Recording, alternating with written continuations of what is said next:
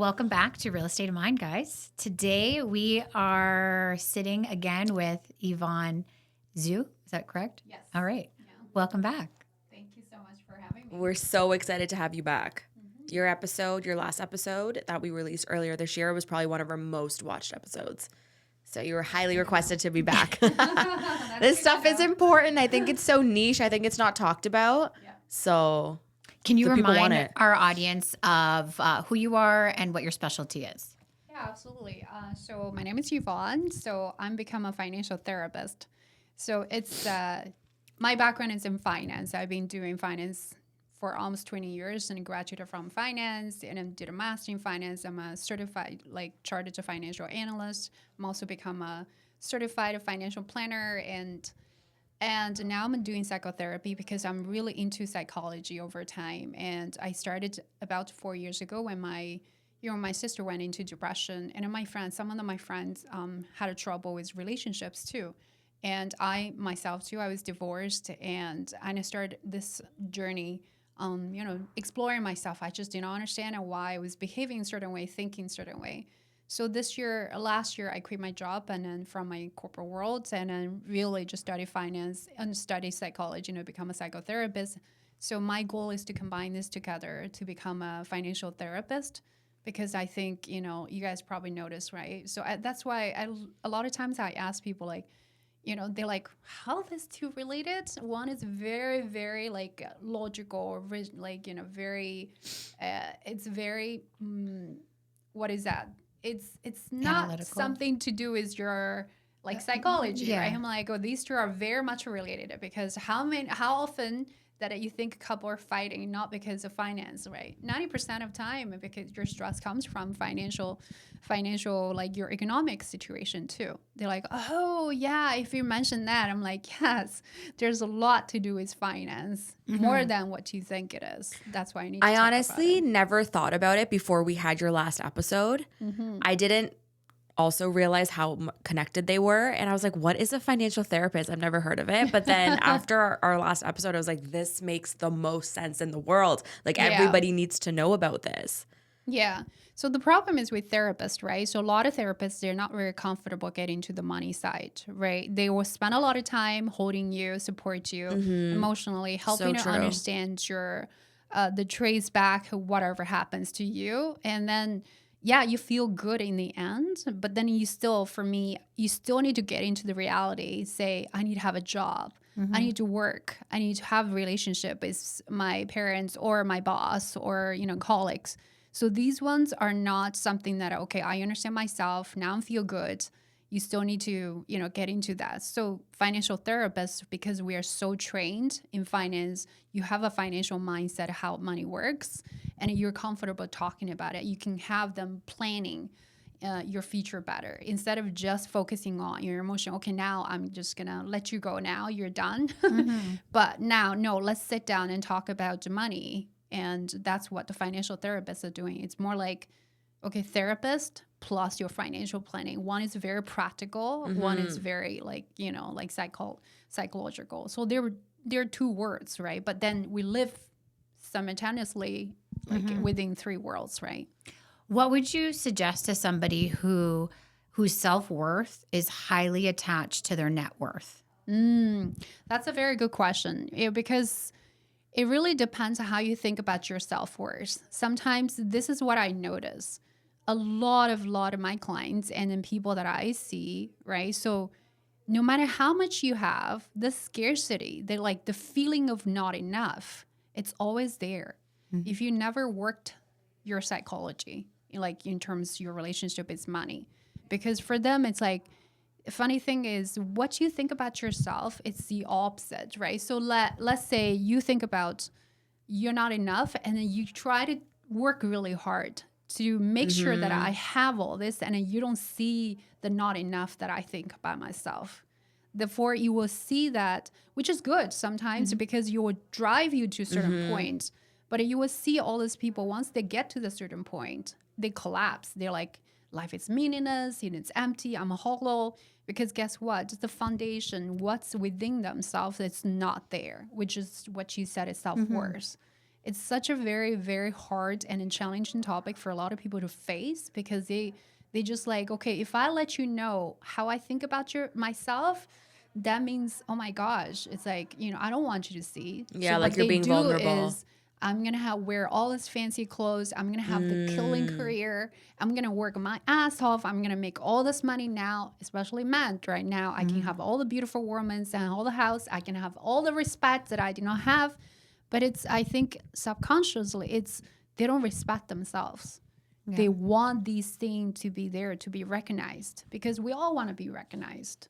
That's, yeah. But do you think you can have a healthy relationship with net worth and self-worth? Like, I think the amount of, we've talked about this before, like, I think the biggest driver of my career or of myself is how much money I make as well, especially being in a commission-based industry. But like, I think I have a very healthy relationship with it.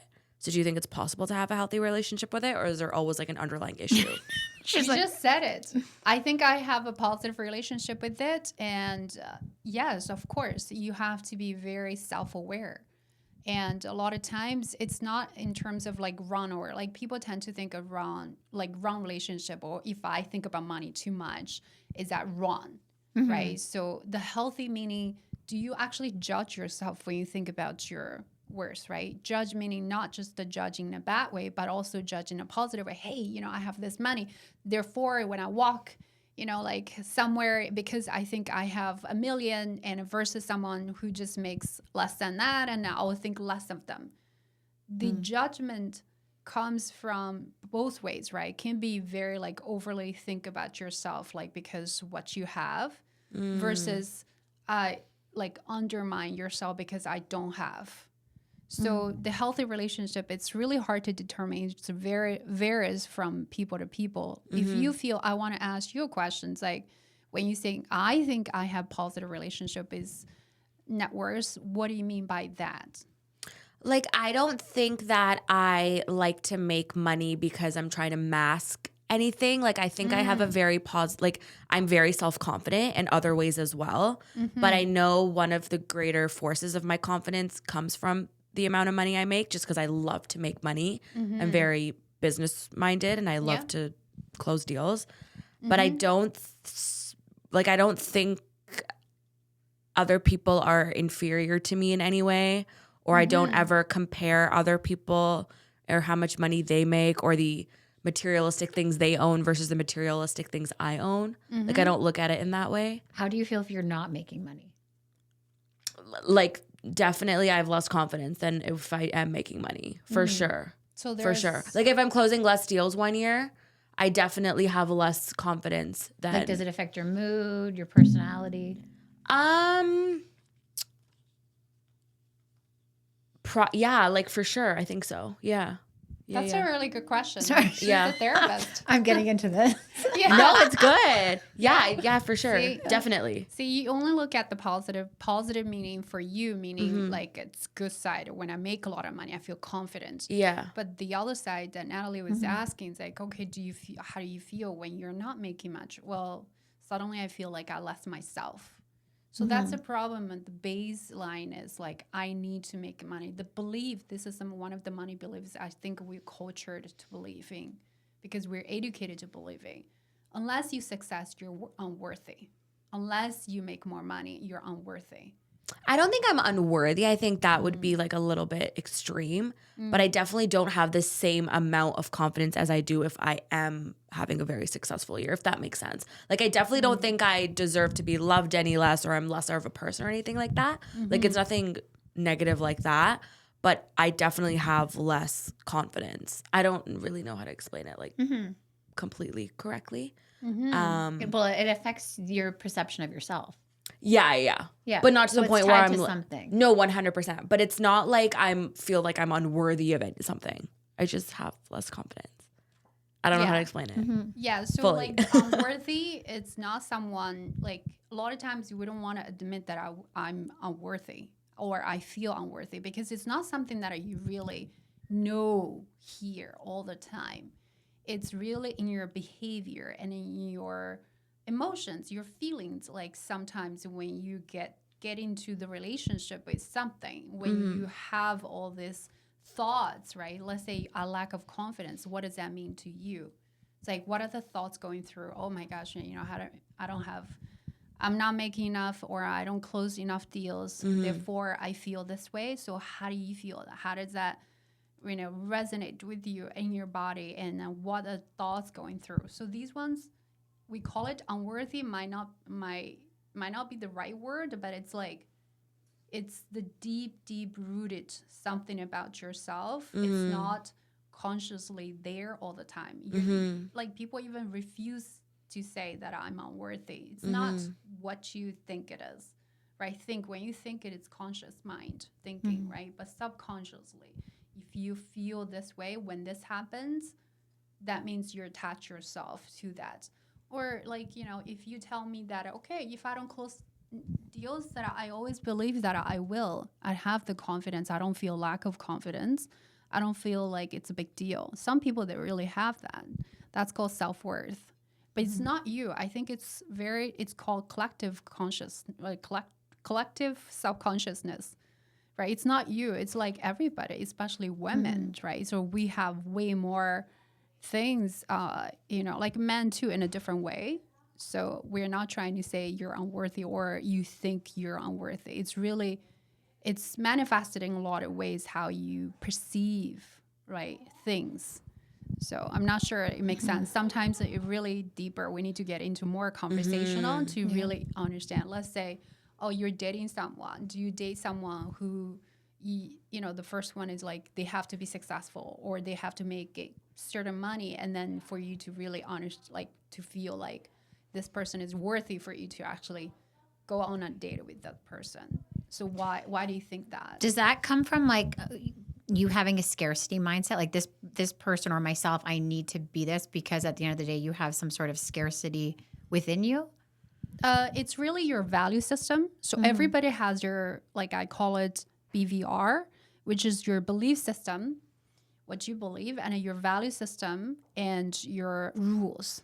Like I have my standards, right? So we're just discussing. There's no right or wrong. Yeah. So I'm not criticizing anybody who's pursuing money or not pursuing money. They're like good or bad. We're just trying to understand what is our belief system, what is our value, right? So a lot of time the problem is when we get to the real world and because we don't understand, sometimes the value system, it's actually different between your conscious value system. Because let's say in a work, you might think, I value money, right? A lot of people think I value money, but then when they get, like I noticed that a lot of my colleagues, including myself, actually I value recognition. I value the teamwork. I value that I'm able to be respected. That's more than the money itself. But from the service, I might say that I value money. But then when you start working, I'm like, I actually value more this, but it's subconscious. It's not there. So you think this and versus that. That's why everybody has to really work on themselves, understand deeply every moment. And when you have this discomfort, what is that? What's causing it? Then you can understand what's embedded in me. Then you can expose it, and then you will reframe the belief. So if the more you understand your subconscious, the deep rooted belief and value system and rules, the more you become so comfortable. Like in any kind of circumstances, you will become like anyone that you will be very comfortable with, because I'm like, okay, this is my rule and I respect my rule. I'm not going to be like, because I noticed that that's a problem is a lot of girls. So like I have a lot of very good friends who are very, very successful. They're very good with money, but then it's very interesting. They actually find husbands who are less successful. They're like, I'm not even saying less successful. It's more like they just pick them out of like, these people are good for me. But then later on, they start having problems. Like, I'm doing all this. I built this and I have this. I bought this and everything seems like I made it. They start looking at a different way, because guess what? The problem is not how much money you're owning now. It's more like how you think about yourself, right? So then why do you like that's what I always ask them, like, why did you like them in the first place? I like them because I think, they did not even want to say it because it's so shameful to admit that you actually made a choice. That time was the best choice subconsciously. You think it was good for you. Yeah. Not because, you had all this success, you think that, but you are thinking less of yourself inside of you. Therefore, there's a person coming and then you just decide, okay, this is the best shot I can have. Right? So it's scarcity mindset. Yeah, you can call it a scarcity mindset. So do you think they regret their decision of choosing someone that makes less money than them? They did. They would, most likely they would do. That's the problem when you're not respecting your value system. I have a question. See, I agree with this. Okay, sorry. Okay, my question is, do you think it's mainly females that feel this? And then could it be tied to us feeling like we always need to, what's the proper word? Like we also want to be provided for, and we're kind of like taking that biologically, 100%. But we're taking that away by being this 100%, provider, 100%. and then we're going with someone who's doesn't have that attribute. 100%. And then for men, I'm going to. Yeah. Good. No, it's true because for men also, biologically, they are hunter-gatherer, like they are providers. So if a woman is providing, they, as far as I believe, they feel less in my But experience. I don't think I've ever met a man that just said, "Oh, my wife doesn't make enough money." Like I don't think I've ever heard because a man say men like to make more money than women. I would hope so, but I'm just like I don't think. But women don't hear like it to from make women. more money than men because then men feel less, and then it's like a weird resentment in the relationship from my experience and what I have observed. It's really hard one. Again, go back to what do you believe in yourself, right? So this belief is not, I think it is. It's really like how much you really understand yourself. That was a really good question. It's really hard to say women in this way or that. I see different women. They just absolutely don't care because they have way more enough money and they feel so great about themselves. They understand, I just needed someone who can, looking good, who can look good. And then, A trophy husband. Yes. Yeah, there are. I mean, they're all different. We're generalizing everything. 100%. So, but I really agree with you. Genetically, we have to look at things are not just, but like psychology, but also genetically. And history of the human history, how we evolved, right? We evolved from hunter-gatherer. Like women are very social because, in the past, the men just go out and then coming back days later, right? They actually go to different, what do we call it, tribes, right? So, and then they actually mate with different, women there, and then they're coming back. I did not know Those that. dirty rascals. Literally. No, it's just the genetic and the DNA. Biologically, right? yeah. So They had to provide, yeah. While the women are back because for home. them, I know, in the literally. huts. mate and it's like the, Cooking for their children.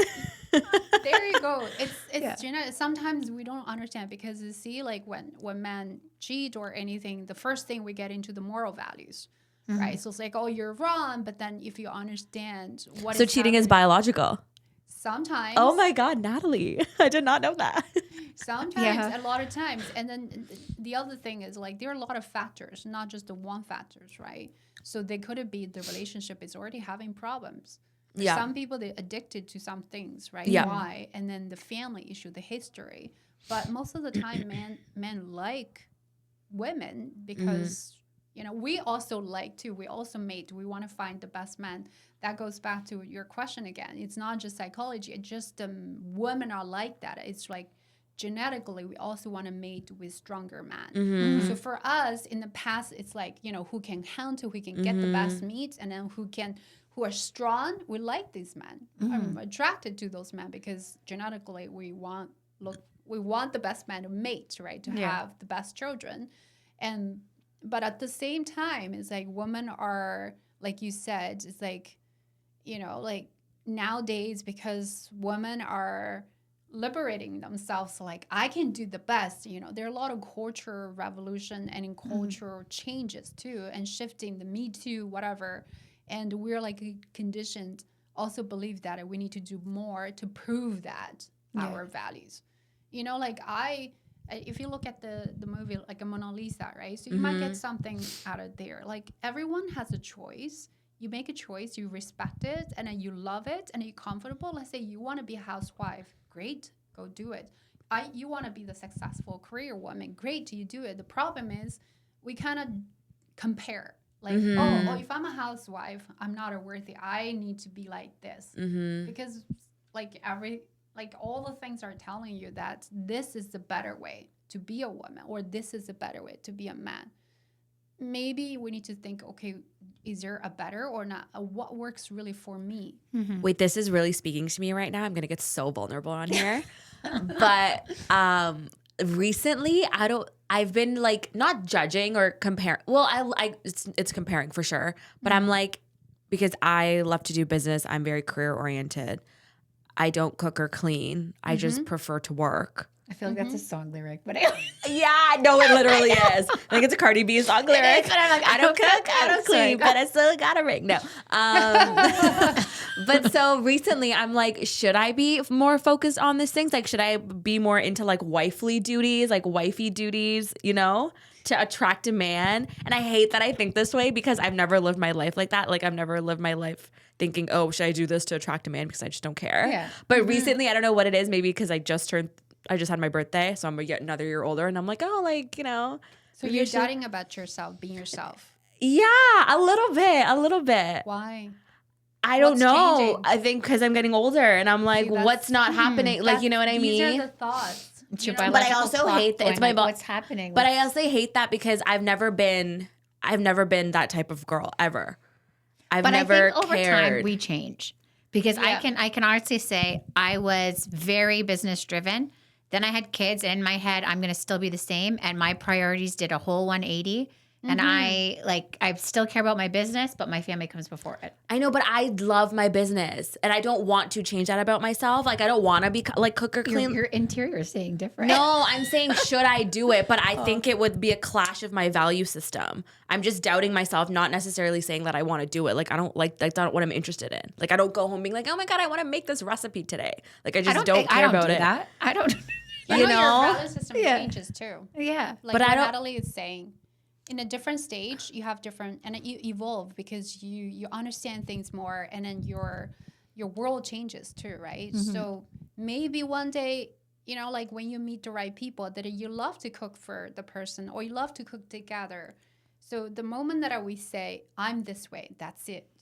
That's when we become rigid. You're okay. You know, Yeah. like I think for me, the self-growth is always try to make yourself more comfortable and flexible. I think that is the growth is not so much of like how much money in your bank account, how much I worth, and how much, you know, I can do, how many deals I can do. It's not so much of that. It's more how flexible I can be. Yeah. You know, in any kind of circumstances, I'm very comfortable. Today, I don't like to cook.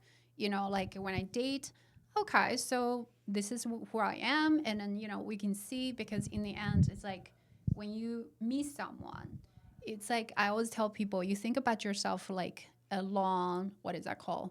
Rectangle. And the other person is the same. When you lap like this, right? Yeah. They're part of them. You're like overlapping. You can compromise. You can, you know, be very like similar. But they're part of them. You're like different. You have to allow them to different, and he needs to be he needs to allow you to be different. Like occasionally you might cook, but you're like, you know, like maybe you're not like the wifey staying home, always like wait for you to come. Hey, honey, that kind of type. I think a lot of times we are almost like going against ourselves. Like we trying to have this either or. You know, I don't cook. You know, if I do, this is wifey's stuff. And if I don't, I'm this career woman. That makes me feel good.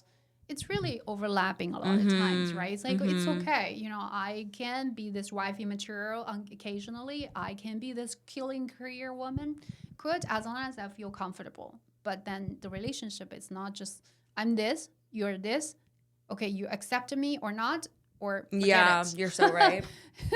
It's more like what sense. really attracts you. You guys have to really understand what's your value system. I value money. I value career. Are you respecting? And then, you know, like I want kids. Some of the people that like don't even want to talk about kids. And then like, okay, so this is in my priority. I want my family. I want my kids. I want my career. So how we can work together. But then they don't go there. And they just like, I love you. I'm attracted to you. Let's have sex and then whatever. And then we'll figure it out. Yeah. No. Yeah. That's when the issues happen later. It's not something you figured out. You either you work it out, you committed to work it out, or you just don't understand each other. And then that's when the conflict happens. So how do you know like what your value system is?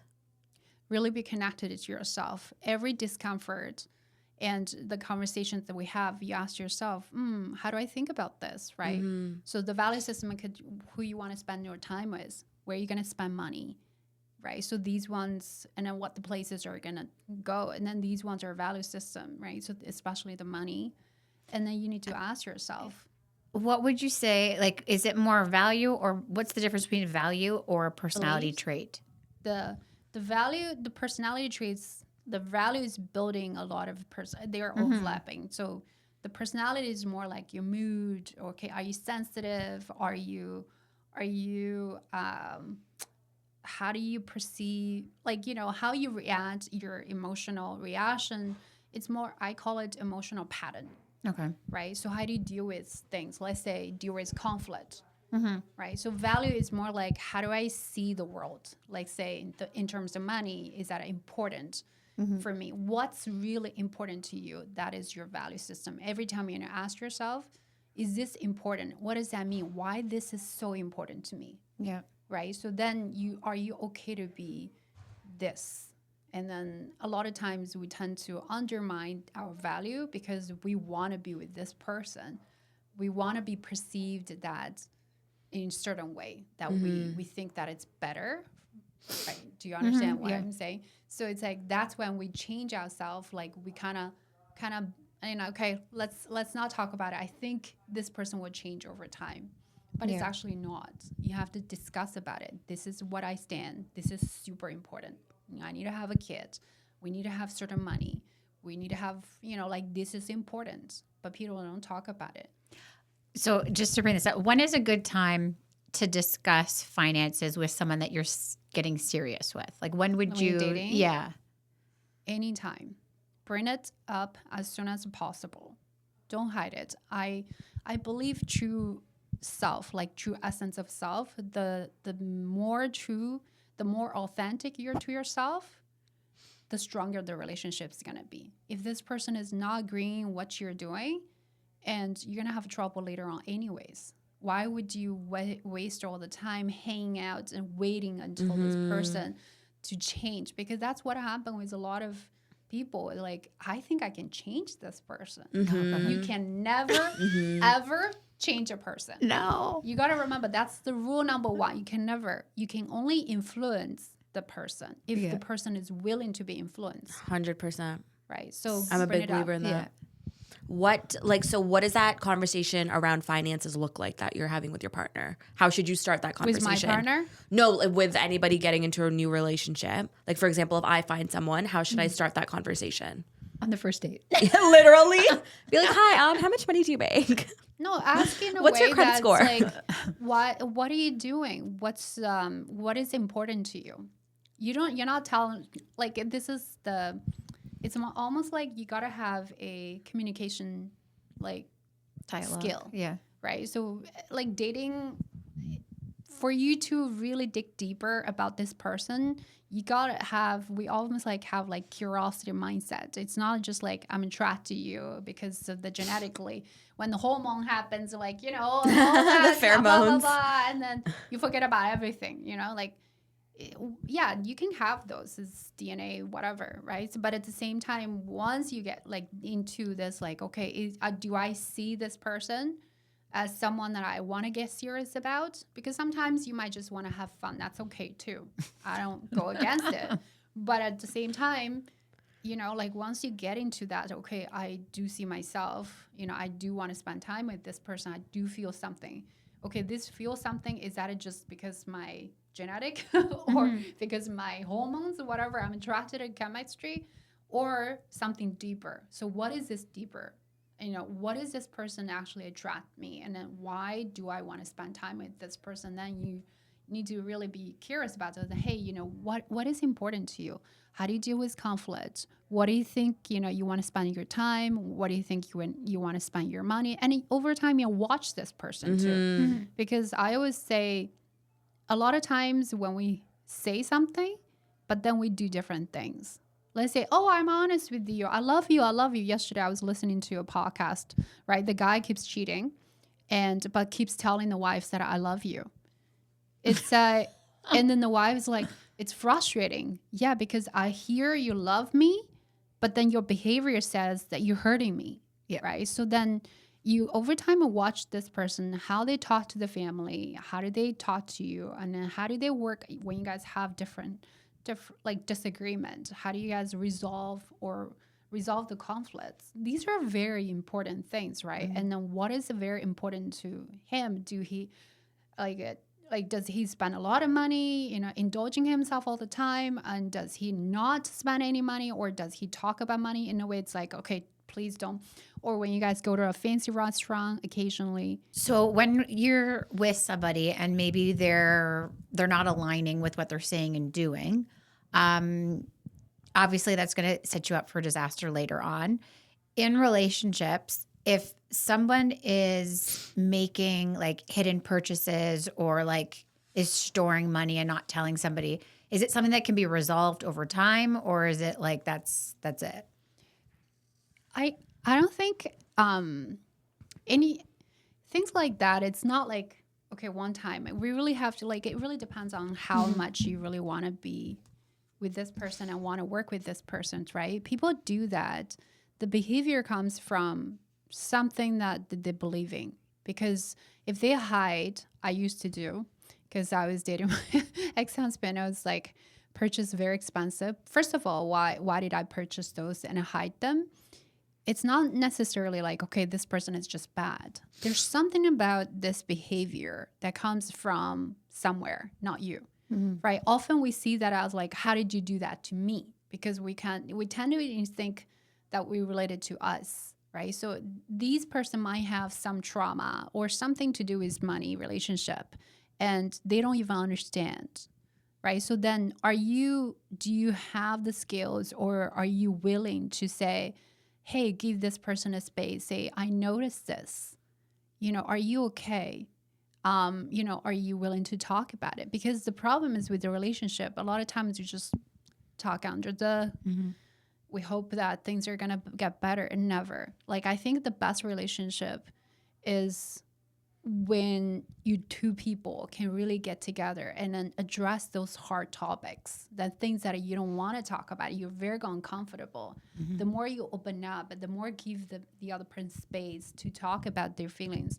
You know why? Because that's the thing, is like, on my culture, we were not taught to express our emotions at all. You have to suppress all the time because you do things. That's why, like, Asian in general, they achieve a lot of things because they're not allowed to have any say for themselves, right? So you feel scared, you're going to be okay, right? So you feel like cold or sad, don't cry. Here's a candy. It's like, all over time, we believe that we cannot show the true self, because guess what? You're going to face rejections by your parents, by the world, your boss or your peers, or, you're going to be laughed at. You cannot be the authentic self. And then you learned, and then you're like, okay, then later on, if you want to do something, and then it's funny that the more suppressed you are, and then the more you want to do something. Because 100%. You're losing yourself, right? So you don't have this connection to yourself, and then you always secretly wanted to gain that self back, because our self-consciousness or the identity, if we lose that, we're going to lose connection to ourselves, and we'll behave weirdly. And we'll have like anger later on. We'll expose that we cannot deal with conflict, and we'll just avoid it. Later on, you're going to manifest a lot of things like that, the behaviors. So when you have this behavior, that's the thing with the relationship. When you notice it, you need to be comfortable. Say, hey, honey, I really noticed something. Is it okay? Can we talk about it? Is there something you want to tell me about it? There's a lot more to the behavior than just what you think it is. You think, oh, this person is bad, because that's your moral standard. Yeah. Right? This behavior is unacceptable. No, what's happening there? Be curious. Hey, why are you doing it? Same thing with us, right? So we're doing things sometimes that we don't even want to say it. Mm-hmm. So it takes, I think for me too, I went through a lot of relationships myself. I had divorce, and I really came to realizations like this right or wrong, good or bad, really limit us, right? Like really restrictive us from actually getting closer to where we are, like where we want to be, right? Like getting closer to the person we want to be with, and or getting close to the life that we want to have, right? The better relations, the happy, the connected relationship we want to have, because we don't want to talk about it. We just Yeah. I find because I was very much black and white, and once I adopted the gray, everything became easier. It's just like, okay, that person made a mistake, but maybe like I just kind of put myself in their shoes. Maybe this was going on, whatever it is. But like I've noticed that even dealing with conflict is a lot more smoother because it's not just right and wrong. It's more fluid. the right or wrong, the either or mindset really screwed us up. Mm-hmm. I can only be this career woman. I cannot be this wifey woman. It's both and. I can sometimes be this. I can sometimes Yeah, you're be so this. right. Yeah. It's like once you have this both and, this person can be this, but this person can also be this. Yeah. Right? It's like that's what will happen with a lot of people having so much trouble connecting with their parents because the parents love me, but they say something that hurt me. Mm-hmm. They're like, okay, if they're the parent, they cannot say this. That's why I hate them. They just, they have so much trouble because especially relations therapy, and you will see a lot of trouble has something to do with family origin. Mm-hmm. They just hate it. They just absolutely hate, and they cannot accept parents. Guess what? Your relationship with your partners, your relationship with money It stemmed from your parents. Yes. If you're not connected there, Mm-hmm. That makes a lot of sense. if you don't accept, because you come from your parents. Mm-hmm. If you, like biological parents, right? So sometimes they just, like send you away and then hate it. They hate the life. And then if you don't accept it, and usually you don't accept a part of yourself, and it's really hard. You're going to have so much trouble in your relationship, so much trouble in your money relationship. I see that over and over again. So we always have to go back to your family of origin to work your relationship. It's not really like repair the relationship in the real world. It's more like you need to connect to the life that they give it to you. Mm-hmm. So you accept fully what they did. It's both and and. They can be our parents, but sometimes they can say hurtful things. It's like, I can be this way. Sometimes I can be this way too. I have to accept the imperfection in everybody. So you were going to say something. I was scrolling this morning, and there was a video saying that the way that you treat your parents is how they made you feel when you were young. And I'm like, is that actually true? Like, that's crazy. 100%. Like, I can see wow. that being true for sure. Yeah. Yeah. That makes sense. Yeah, but it's not healthy, right? No. So this is a very funny, like on my way here, I was thinking how interesting it is. Like we hated how we were treated by our parents, but eventually we turn ourselves to be like them. Like them. Because I just had a client, I don't want to say it too much. She is very successful. She came to US by herself, and she's very intelligent. And as we go through this session, and then so she was doing we were just trying to understand her attachment style with her partners, right? She goes into this anxious mode, and she's trying to control, and she's doing a lot. And she's like, I'm doing so much, I'm giving this, and why this person is trying to get away, and then why this person not appreciating. And as we just covered this, and she's like, I think my mom is like that to me. It's like, she's like, I never want to be like that. But guess what? You learned. It's called, what is that called? I get that in Chinese. It's called generational, right? So you inherit. Generational trauma. It's not just the trauma. It's like they transfer a lot of things because you learn from them. And that's why we really, really have to understand where we came from. How we are related to our parents most likely reflect how you relate to the world. That's crazy. So on that note, if you were teaching teens about financial psychology, what is something that you would teach them, or what is the first thing you would teach them? Teaches them how they understand themselves. Like, Okay. yeah. So why do they, because for them to understand, they don't need all this terminology, just really understand and express, be able to express. Because I actually have not teenager, like, I have students who are doing English with me. Mm-hmm. So they sometimes come in crying because what happened at home. They're like, and I'm like, okay, what is happening? And one thing that we really encourage or teach our kids, be able to express. Mm-hmm. Be able to express not so much of a complaint, because we as parents, we were not taught to really understand emotions. We have all these crazy emotions and then we just taught deal with it. Mm-hmm.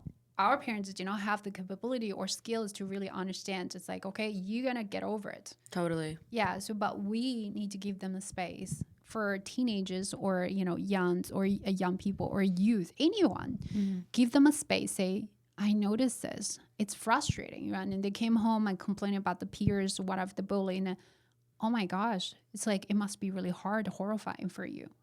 We don't have space for them. I think the first thing that we need to teach our kids is really, really understand your emotions and be able to speak up. It's like, I have this. I'm angry. I'm upset. I'm sad. These emotional vocabularies, they don't have much. Tell them more. Tell them, like, teach them, okay, use your words to express your emotions. I think that's the first thing. You will realize a lot of trouble that we have later on in our adult life has something to do with suppressed a lot of feelings. Mm-hmm. Mm-hmm. Because we don't want to say anything. We can't, because you're thinking that if I say something like that, we are not going to be accepted as who we are. But we humans have, the problem is the more you suppress it and the less authentic you are, actually you become the less who you are. Mm-hmm. I think people relate to vulnerability more than anything. Like, I think I've had the most success in friendships or relationships when I'm vulnerable, and vice versa. Mm-hmm. Right? So I agree with you. I think that's really important. Yeah. When do you think is a correct time to start teaching children about money? I think anytime when they understand the thing with kids, right? When they don't speak languages, they don't have very strong intellectual way of understanding the world. But then you can always teach them, like, as soon as they can speak, even starting with 2 years old, and they can speak, here's how much, here's toonie, here's what you can buy, and the sense of the money. And then you don't feel, I think it just, you're signaling to them that we are okay talking about the value, why this is important, why making money is important, why having a healthy relationship with money is important, not so much of chasing. Because the more it's very interesting if you look at how a lot of times you do certain things, you expect a certain outcome, but it's actually the opposite. Right? So the less you feel shamed or you're hiding, actually the outcome that you expect is probably going to come, most likely. But the thing is, like, we tend to, do A, hoping B would happen, but we often do A, actually B is not happening. You know what I mean? So I don't know how to explain it. It's like, with kids, with anyone's, right, address as soon as possible, not in a serious way of like, okay, let's talk about money today. Mm-hmm. It's more signaling, because your behavior, the reason why we learn so much, we have this learned behavior, is natural versus nurture, right? So the learned behavior, it's not so much of you teaching, telling them. They're watching, constantly watching how you behave, how you feel. If you are open with your feelings, you're open with your words, you're open with your relationship, open with your, your relationship with money, and they're going to be open. It's not so much because communication, 7% are words, right? 38, I have, when I communicate, especially when I do go out, do counseling, and I usually remember 7% are words, speak less. And 38% is your tone, and 55% is it's your body language, how you watch, how you look at this person, how, you know, your body, it's like how you open up or like this. Notice that. Like kids learn that. You don't have to say anything. The energy and then your body language and your tone will send a lot of signal more than your words. Like, you know, like even time, right? So, oh my gosh, you know, I need to do some stuff. Like I feel so lazy, blah, blah, blah. These tone and your behavior will signal that you're not, you don't even deserve like a little bit break or something. It's very like, it's all signaling. Yeah. Yeah. The break thing is really like, I've told you this before, but like I feel so guilty if I am like sitting doing nothing and like I have chores to do. Like I need my house to be fully cleaned or all organized for me to like sit and relax, which is bonkers. Yeah. So I try to consciously with my kids, I still do it like, hey, is this X, Y, and Z done before you go watch TV? Yeah. But it's like, I try to like, oh, you're lazy today. Okay. Like I try to respect it, even though it's like killing me. Like this is not all done because I don't want them to become the same way that I am. Like I cannot relax. It's all signaling. You might think, well, I did not never say that.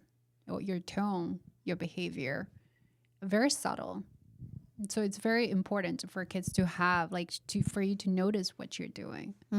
Right. So I think it's really interesting. You were saying that Joel brought that thing up about money, which is why I asked like when's the right time to bring it up with them, because he's so young and he's already talking about it. He talks which about is it like often, shocking. often. Like it's his thing. And like he always says like I'm rich. And like he'll ask like why is money bad? I'm like, oh, like it's not bad. Like it's good, but we judge money. Next time, ask him where he heard that I think from. I'm like, where? I'm like interested to hear. I to be honest, I did because it was all four of us in the car, and like he just said, I've looked at Nathan. I'm like, what? Like what is he even talking about? I'm like, where did you hear that? He's like, is it bad? And you can ask him like, what's so bad about it? So and then I'm trying to find an alternative. We usually like switch to like, what do you think money can do for you? Do you think it's important? Yeah. Instead of going to the bad or like, you know, if he says bad, it's like he might understand bad in a different way, but your bad is like, oh, money's bad. Bad is a very vague word. Yeah, Really? I went into like it's a tool and like it's important. Like you can do things with it. Like so I went into like my theory of it. Yeah. But lecturing. That's very was it lecturing? I don't know. Like, was it? Yeah, I guess so. But I should have been more inquisitive about like where I'm just gonna. That's the thing with relationship too, right? So it's like we tend to come on quick with what do we think it is, but you really don't understand what's bad. Like nowadays, the more you learn language, because I learned language, right? So we have to understand the language. You realize that a lot of information are lost. So you coming, it's like, what is value? Like I explain it to you, and then often I will ask you, what do you think it is? Right? So because you have a lot of information, the way that our brain processes information, we're filtering a lot. If I ask you, okay, can you tell me how many things black in this room? How many things? Oh my God, I don't know, like 50. There's 100 tiles on the wall. Your brain actually knows everything, but then they'll filter out a lot of information. The same thing will distort information, and we generalize information because it's all like our brain. How brain is like we need to save energy. Yeah. So, but then the problem is, you know, we're gonna lose a lot of information, and then people say things, and then they don't even know what they're saying, but they like generalizing. They're picturing like I ask you. If you look at the clouds, why do you know, like, why do you see the clouds sometime at dark? It's like, this is how brain process information. They distort the information. Like and that's why we can make music, we can make art. You know, it's good, but at the same time, we tend to misunderstand. Tend to misunderstand it sometimes because information are lost. It's interesting because, like, I would say the most interesting or in-depth conversations or meaningful conversations I have with people are ones where we clarify like what is a value, like what is your terminology of like what do you mean by this, so they just you gain where they're coming from, and it could have a completely different meaning than what I think it is. So that's where I'm like, it's important to stop and like ask that simple question of like, what does that actually mean to you? Yeah, why this is important. Yeah. Right? So there's so many words that we're throwing out there, like we don't even know what they mean to the other people or to us too. right? Oh, financial freedom. What does that look like to you? Yeah. How much is freedom for you? Right? People tend to think, oh, my financial freedom or wifey. You like, it's like wifey. I'm like, Yeah. what does wifey mean? Right? So if you're in a session with me, I'll ask a lot of questions so that you can be more specific, and then you will understand how many times we kind of just like have a very vague picture of how things are. But once you get like narrowed down, it's like, oh, this is actually not a big deal. No, that's so true. I think a lot of things are generalizations. Yeah. Like a lot of things are vague. Yeah. Even because I know the way I think about things and I generalize everything. Yeah. Like everything in my brain is a generalization. It's not you, just how our brain works, right? But then we have to, when we communicate, there's misunderstanding or conflict, and we have to sit down and be like, okay, is this what you hear? Yeah. Is this what you mean? Tell me more about it. And then, so then you bridge that, right? So I would love to date nowadays because I never did this when dating. Bro, it's not easy. No, I know it's not easy, but I would just like, I feel like I'm more equipped on like I what understand to what ask. you mean. Yes. So can you tell everybody, you do lots of workshops. Where can they find these workshops? Oh, now like I do a lot of workshop for my community, which is like Chinese community. So with because I'm trying to like really expand on my brand in my community first. Yeah. And I think next year I'll really do a lot of workshops. Like even I changed my website because before my website it was my business name was FinPsych Health. It was a financial psychology and health. It's too hard to pronounce. So this year I changed my brand to Rich Minds Hub. It's where we gather all the people with a very intelligent mind and then talking about stuff like that.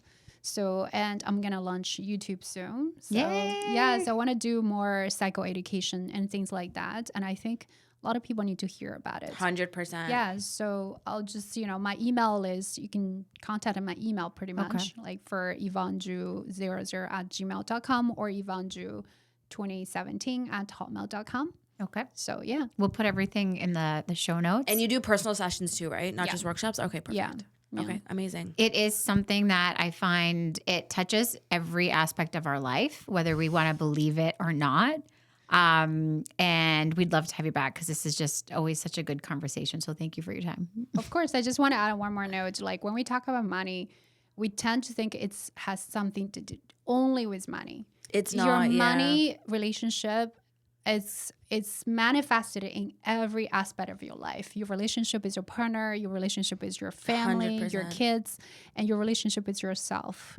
So I want everybody to understand is like, it's not just money itself. It's every aspect. Really like be very, Is it sorry. Yeah, Is go it ahead. like when people say like I'm blocked financially, is it because something else is blocked? Yeah, because money is the outcome. So Yeah. I always tell people like you think that money is it's something like like it needs to be something. Money is always outcome. Why you have the money has a lot to do with your energy. So the energy has something to do with how you think about yourself, how you relate it to the world, which is like including yourself and including the other people, right?